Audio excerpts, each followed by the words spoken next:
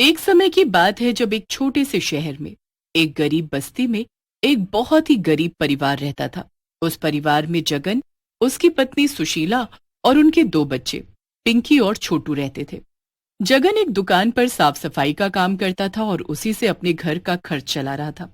जगन बड़ा ही कमजोर था और ठीक से काम नहीं कर पाता था, इसलिए एक दिन उसका मालिक उसे काम से निकाल देता है।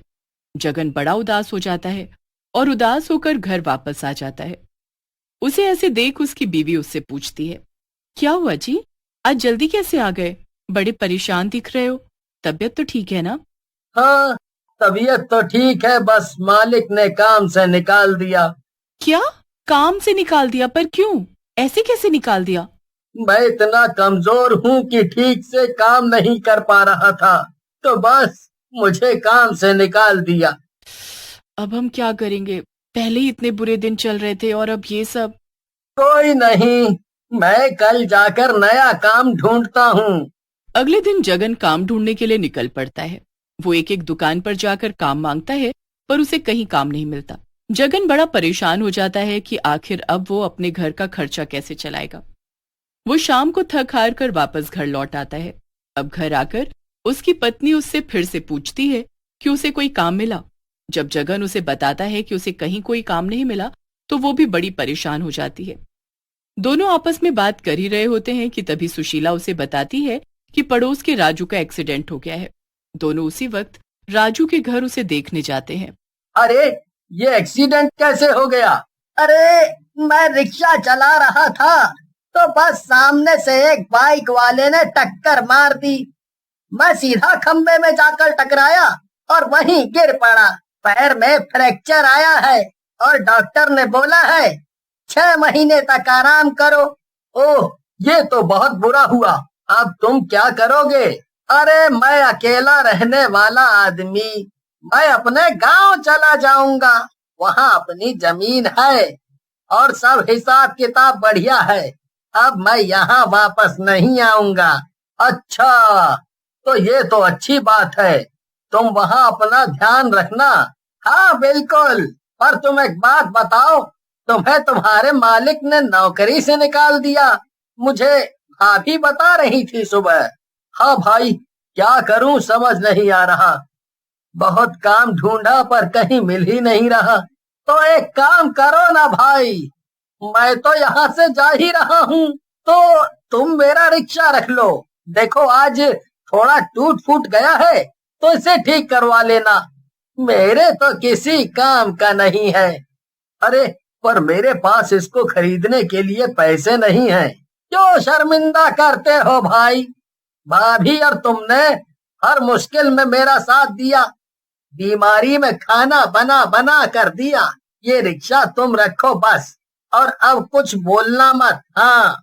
राजू अपना रिक्शा जगन को दे देता है। जगन बड़ा खुश हो जाता है और राजू का शुक्रिया करता है। अगले ही दिन से जगन रिक्शा लेकर उसकी मरम्मत करवाने पहुंच जाता है। उसके बाद वो सवारी ढूंढने लगता है। पहले दिन उसे एक भी सवारी नहीं मिलती। वो बड़ा दुखी होता है क्योंकि घर में खाने को कुछ नहीं होता और सब उसके इंतजार में भूखे बैठे होते हैं। वो दुखी होकर घर वापस जा ही रहा होता है कि रास्ते में उसे एक बहुत मोटी औरत दिखती है। उसके पास 2-4 रिक्शे वाले खड़े होते हैं। अरे भैया, वो मुझे पीपल के पेड़ के पास छोड़ दोगे? नहीं नहीं मैडम, आप किसी और से पूछ लो। अरे भैया, आप चलोगे क्या? अरे मैडम, मेरे रिक्शा में थोड़ी दिक्कत है, इसीलिए आप किसी और से पूछ लो। उस औरत के मोटापे की वजह से कोई उसे अपने रिक्शे में नहीं बिठाता। सब उसका पीछे से मजाक उड़ाने लगते हैं और उस पर हंसने लगते हैं। आखिर में वो हार कर पैदल ही चलने लगती है। उससे चला नहीं जा रहा होता और ये देखकर जगन को उस पर तरस आ जाता है। वो रिक्शा ले जाकर उस औरत के पास रोकता है और बोलता है, अरे मैडम, आपको कहीं जाना है क्या? हाँ जाना तो था, पर कोई मेरे मोटापे को देखकर मुझे ले जाने को तैयार ही नहीं है। ऊपर से मेरा मजाक अलग उड़ा रहे हैं। अरे मैडम, ये लोगों को अकल नहीं है। आप लोगों से ही तो हमारा घर चलता है। आप बैठिए मेरे रिक्शा में, मैं आपको छोड़ देता हूँ। तुम बड़े ही भले आदमी हो, मुझे पीपल के पेड़ के पास छोड़ दो बस। जगन रिक्शा संभालता है और मन ही मन सोच रहा होता है कि वो कैसे आखिर उस औरत को लेकर जाएगा। मोटी औरत जगन के रिक्शे में बैठ जाती है, पर जगन का रिक्शा अब जरा भी भारी नहीं लग रहा होता। वो उस मोटी औरत की तरफ देखता है और सोचता है कि आखिर उसके बैठने पर रिक्शे का वजन जरा भी क्यों नहीं बढ़ा। जगन रिक्शे को चलाना शुरू कर देता है। पीछे बैठी मोटी औरत रास्ते में अचानक मोटी चुड़ैल में बदल जाती है। जगन बड़ा ही हैरान होता है। उसे लगता है कि उसके रिक्शे में कोई बैठा ही नहीं है। अरे मैडम, आप रिक्शे में बैठी हो या उतर गई? मैं तो रिक्शे में ही बैठी हूँ। क्यों, क्या हुआ? तुम ऐसे क्यों पूछ रहे हो? नहीं, कुछ नहीं, बस ऐसे ही पूछा। अच्छा, तुम्हारा घर कहाँ है? रिक्शा कब से चला रहे हो? पहले तो कभी नहीं देखा। जी, मैं यही बस्ती में रहता हूँ। कल तक एक दुकान में साफ सफाई का काम करता था, पर मुझसे कुछ नुकसान हो गया तो मालिक ने मुझे नौकरी से निकाल दिया। उसके बाद मेरे एक पड़ोसी ने मुझे अपना ये रिक्शा चलाने को दे दिया। मेरे घर में हम 4 लोग हैं और कमाने वाला बस मैं। बहुत गरीब हैं हम लोग और खाने को भी नहीं होता है कभी कभी तो। आज सुबह से रिक्शा लेकर निकला था पर कोई सवारी नहीं मिली। शुक्र है जो आप मिल गईं। कम से कम घर कुछ पैसे तो लेकर जाऊंगा। अरे, तुम्हारी जिंदगी में तो बड़े दुख हैं। तभी मैं सोचूं कि आखिर मैं इतनी मोटी हूँ फिर भी तुमने मुझे कैसे बिठा लिया। ऐसी बात नहीं है मैडम जी, मेरी मजबूरी नहीं भी होती तो भी आपको बैठा लेता। मुझे बिल्कुल अच्छा नहीं लग रहा था कि आप इतनी मुश्किल से चल पा रही थीं। पूरे रास्ते जगन और मोटी चुड़ैल आपस में बातें करते रहते हैं और जगन को जरा भी शक नहीं होता कि उसके रिक्शे में जो बैठी है वो कोई मोटी औरत नहीं बल्कि एक मोटी चुड़ैल है। जगन पीपल के पेड़ के पास जाकर रिक्शा रोक देता है। वो जैसे ही पीछे मुड़ता है उसके मुड़ने से पहले ही मोटी चुड़ैल वापस मोटी औरत में बदल जाती है। ये लीजिए मैडम, आपकी जगह आ गई। पर यहाँ तो कोई भी घर नहीं है। यहाँ आपको कहाँ जाना है? अरे, तुम वो चिंता मत करो और अपने पैसे लेकर घर जाओ। अरे मैडम, आप इतने ज्यादा पैसे क्यों दे रहे हो? इतने पैसे नहीं बनते हैं आपके। अरे, मुझे तुमने बिठाया वो कम है क्या? ये तुम रखो। और हाँ, मैं तुमको रोज इसी वक्त उसी जगह मिलूंगी तो तुम मुझे यहाँ तक रोज छोड़ दिया करना। जगन उस औरत का शुक्रिया करके अपना रिक्शा लेकर निकल जाता है। उसके जाते ही मोटी औरत वापस मोटी चुड़ैल में बदल जाती है। वो पीपल का पेड़ ही उस मोटी चुड़ैल का घर होता है। इधर जगन ढेर सारा राशन लेकर घर पहुंचता है। इतना राशन देख उसकी बीवी हैरान रह जाती है। अरे बाप रे, इतना राशन आप कहाँ से और कैसे ले आए? अरे बाबा, आप क्या क्या लेकर आए हो? अरे बच्चों, मैं बहुत कुछ लाया हूँ और तुम दोनों के लिए खूब सारी चीज भी। जल्दी दो ना बाबा, क्या क्या लाए हो दिखाओ ना। अरे अरे, सब्र करो और मुझे बाबा से बात करने दो। अजी, ये बताओ आप इतना राशन कैसे ले आए? अरे बस पूछो मत, आज पूरा दिन एक सवारी नहीं मिली मुझे।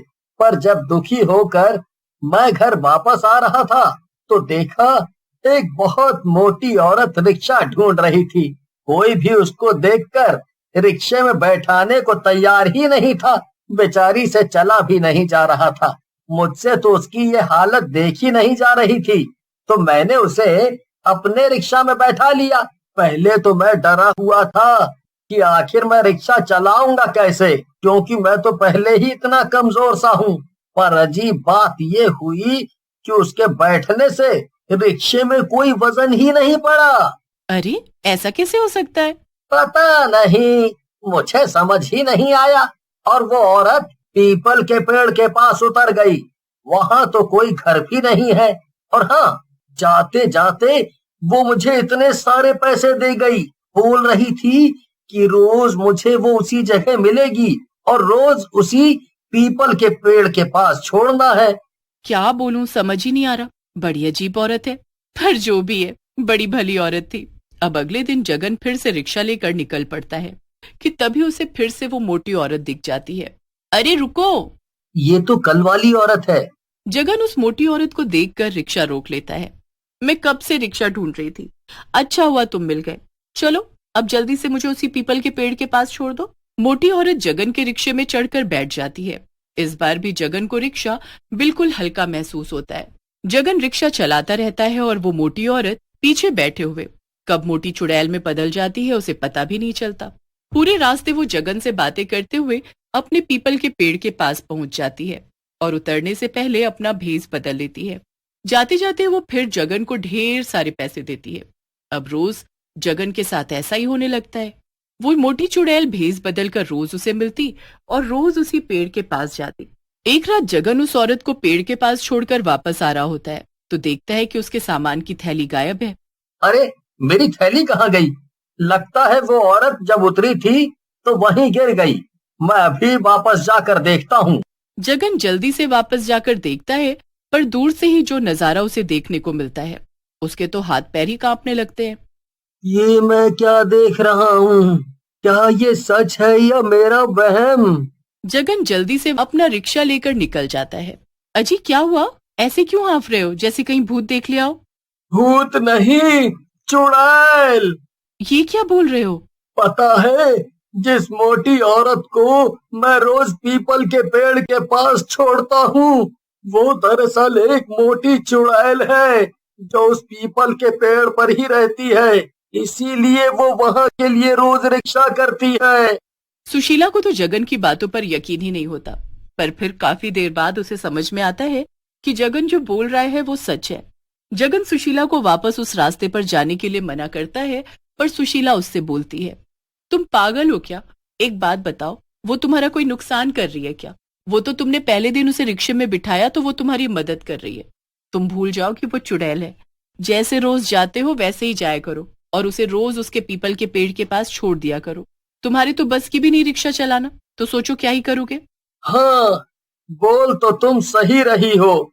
जगन फिर रोज उस मोटी चुड़ैल को उसके पीपल के पेड़ के पास छोड़ देता था और उसकी वजह से जगन के घर का खर्चा अच्छे से चलता रहता।